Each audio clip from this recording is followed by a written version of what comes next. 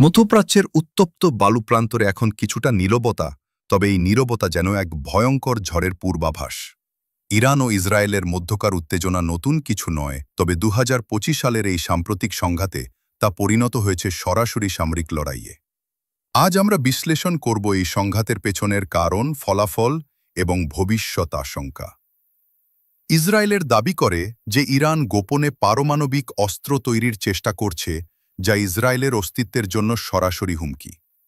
অন্যদিকে ইরান বারবার বলছে তাদের ইউরেনিয়াম সমৃদ্ধকরণ কেবলমাত্র শান্তিপূর্ণ গবেষণা ও বিদ্যুৎ উৎপাদনের জন্য। এই অবিশ্বাস ও শত্রুতা থেকেই ইসরায়েল টার্গেট করে ইরানের গোপন সামরিক ও পারমাণবিক স্থাপনাগুলো। এক হামলায় ইরানের ভূগর্ভস্থ একটি স্থাপনায় প্রবেশ পথ ধ্বংস হয়ে যায়, বিদ্যুৎ সংযোগ বিচ্ছিন্ন হয় এবং ভেন্টিলেশন সিস্টেম নষ্ট হয়। এই হামলায় আহত হন দেশটির প্রেসিডেন্ট পেজেশকিয়ান সহ উচ্চপদস্থ কর্মকর্তারা। ইরান পাল্টা জবাব দেয় শতাধিক ক্ষেপণাস্ত্র ও ড্রোন হামলা চালিয়ে। হামলায় ইসরায়েলের সামরিক ঘাঁটি ও বন্দর এলাকায় ব্যাপক ক্ষয়ক্ষতি হয়।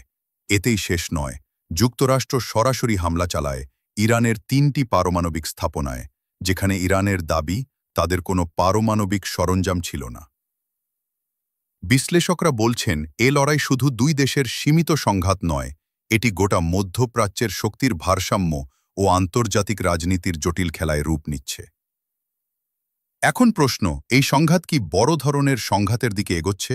আর যদি তা হয়, তাহলে ক্ষতি শুধু ইরান বা ইসরায়েলের নয়, এর প্রভাব পড়বে সারা দুনিয়ায়। কমেন্টে লিখুন আপনার মতে, এই সংঘাত কি এখানেই থেমে যাবে, নাকি আরও বড় কিছুর ইঙ্গিত দিচ্ছে?